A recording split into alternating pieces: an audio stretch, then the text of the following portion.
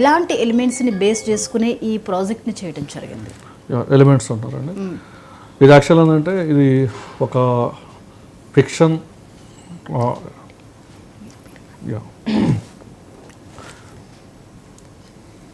చెప్పండి. ఎలిమెంట్స్ అంటే ఏంటంటే ఒక క్యారెక్టర్ బేస్ అండి. క్యారెక్టర్ బేస్ మీద నేను ఫస్ట్ స్క్రిప్ట్ అనేది జనరేట్ చేసుకున్నాను. ఆ క్యారెక్టర్ చుట్టూ అంటే నేను ఏంటంటే ఒక బయోపిక్ లాగా క్యారెక్టర్ని తయారు చేసుకున్నాను. అంటే end of the day fiction biopic అనుకోండి, ఒక బయోపిక్ లాగా చెప్పాలి ఒక క్యారెక్టర్ త్రూ.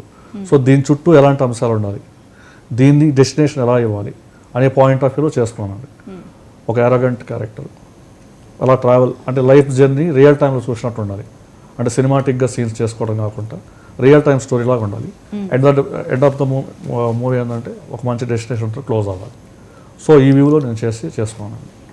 పాటలు మీరే రాశారు కదా సార్. సో ఈ 2 పాటలు కూడా చాలా బాగా రీచ్ అయ్యాయి. మేము జనానికి ఎక్కువగా రీచ్ అయ్యింది. నచ్చేసావులే ఎంత డిఫరెంట్గా ఉందో, అమ్మ ఎవరు అన్న సంగతి, ఈ వేరియేషన్ని మీరు ఎలా ఇవ్వగలిగారు?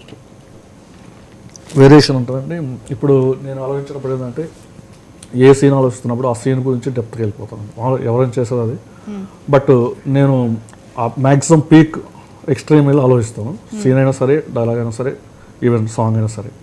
అందులో ఇప్పుడు నేను వేరే సినిమాకి చేశాను అనుకోండి సాంగ్, నేను కొంతవరకు అంటే మ్యాక్సిమం వెళ్తాను. ఆ డైరెక్టర్ ఆ రైటర్ యొక్క మైండ్ సెట్లో ఏముందో పూర్తి తెలియదు మనకి. ఇక్కడ నేనే స్క్రిప్ట్ నాదే కాబట్టి, సో ఆ సిచ్యువేషన్ డెప్త్ నాకు తెలుసు కాబట్టి ఏ సిచ్యువేషన్కి ఆ సిచ్యువేషను మీరు అన్నారు ఇంతకుముందు వీళ్ళిద్దరు కాంబినేషన్లో సీన్స్ అంతే గొప్పగా ఉన్నాయి. వాళ్ళిద్దరు కాంబినేషన్ అంటే మీన్స్ అమ్మాయి అబ్బాయి మధ్య అంతా ఇదిగా ఉన్నాయి. భరణి గారికి హీరో మధ్య అలాగే ఉన్నాయి. అలాగే నాగమహేష్ గారికి హీరో మధ్య కూడా అలాగే ఉంటాయి.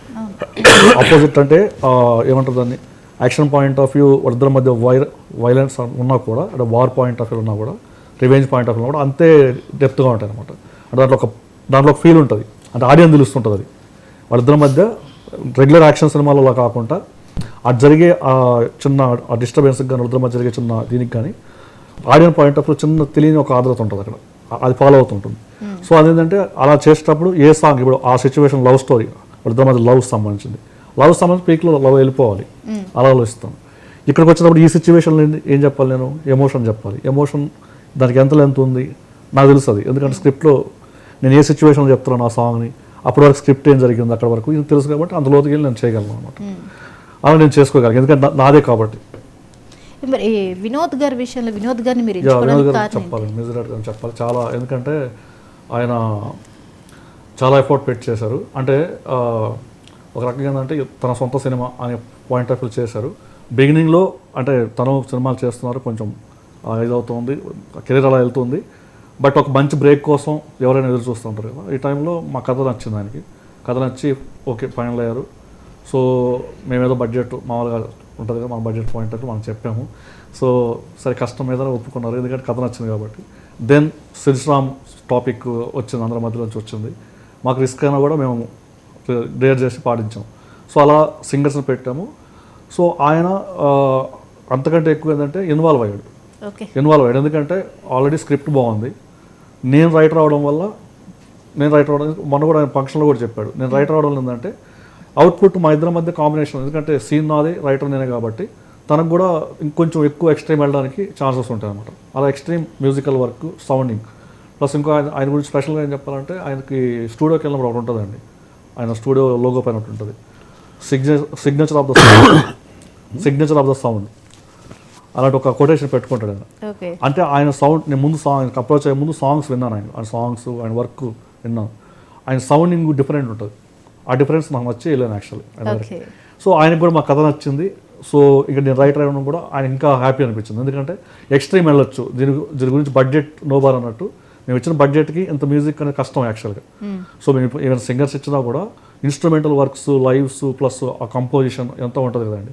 సో అదంతా తను చాలా అంటే హార్ట్ఫుల్గా ఇది నా సినిమా, ఇది మన సినిమా అనే పాయింట్ ఆఫ్ వ్యూలో చాలా డెప్త్కి వెళ్ళి చాలా అంటే తనకున్న ప్లేయర్స్ అంతా కూడా కన్విన్స్ చేసి, ఇప్పుడు ఆయన తమన్ దగ్గర చేసే ప్లేయర్స్లో రికార్డింగ్ చేయించారండి. అలాగే సాంగ్స్ కూడా పెద్ద పెద్ద ప్లేయర్స్, అంటే ఆయన ప్లేయరు ఒక్కరే చేయరు కదా, మల్టిపుల్ ఉంటారు కదా, వాళ్ళందరూ ఫ్రెండ్స్ని ఈ సినిమాకి ఆయన యూటిలైజ్ చేసుకున్నాడు. ఎందుకంటే ఆయనకు అనిపించింది ఈ సినిమాకు వాళ్ళందరినీ మనం యూటిలైజ్ చేసుకోవచ్చు, వాళ్ళ సహకారం తీసుకోవచ్చు. ఇక్కడ తీసుకోవడం ఏంటంటే దీనికి డిఫరెంట్గా క్రెడిబిలిటీ ఉంటుంది అని చెప్పి ఆ రోజు నమ్మి చేశాడు. చాలా బాగా సపోర్ట్ చేశారు.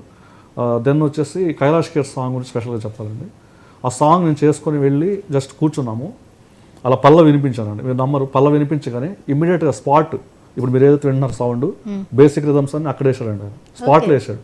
అసలు నేను అసలు నాకు షాక్ అయినా, ఎలా చేశారు సార్ అంటే ఎవరైనా కొంచెం టైం తీసుకుంటారు, సో కొంచెం టైం తీసుకొని దానికి కంపోజ్ చేసుకొని చేస్తారు. సో ఇమీడియట్ స్పాట్లోనే తను మా మీద ప్లే చేశాడు. అలా మేము కూర్చొని మాట్లాడుకుంటున్నా చేశాడు. అదే సౌండ్ ఈరోజు మనం డెవలప్ చేసాం అంత, అంటే మీన్స్ మల్టిపుల్ ఇన్స్ట్రుమెంట్స్ చేయడం ఉంటుంది, బేసిక్ రిథమ్స్ అన్నీ అవే ఉంటాయి అనమాట. ఎలా చేసేస్తారంటే నాకు అలా మీరు పల్ల వినిపించగానే నాకు అంటే మర్చిపోయాను, ప్రపంచాన్ని మర్చిపోయాను, నాకు ఆటోమేటిక్గా వెళ్ళిపోయేసారు అంటాను. చాలా ఫీల్ అయ్యాడు, చాలా ఎమోషన్ గురై ఇమీడియట్ చేశాడు. సో అలా ఆయన చాలా కనెక్ట్ అయ్యి చేశాడు. ఇంకా సాంగ్స్ మీరు ఇప్పుడు ఉన్నారు, రీ రికార్డింగ్ రేపు సినిమా చూసినప్పుడు చెప్తారు, ఎందుకంటే తెలుగులో ఒక మంచి మ్యూజిక్ డైరెక్టర్ తెలుగుకి అంటే ముందుకి మనకి వస్తున్నాడు అనమాట. ఆర్ఆర్ ఆల్సో చాలా బాగా చేశాడు. మాకు ప్రాణం పోయింది సార్ అని చెప్పాము, ప్రాణం పోసాడు, గ్రాండియర్నెస్ ఇచ్చాడు మళ్ళీ. అంటే ఇప్పుడు మహేష్ గారి సీన్స్ ఇలాంటివి ఉంటాయి కదా, కొంచెం యాక్షన్ ఎపిసోడ్ సీన్స్, అట్లా మేము ఎక్స్పెక్ట్ చేసిన కంటే ఎక్కువ ఇచ్చాడు. చాలా బాగా చేశాడు. రైట్, ఇప్పుడు బ్రేక్ తీసుకుందాం. బ్రేక్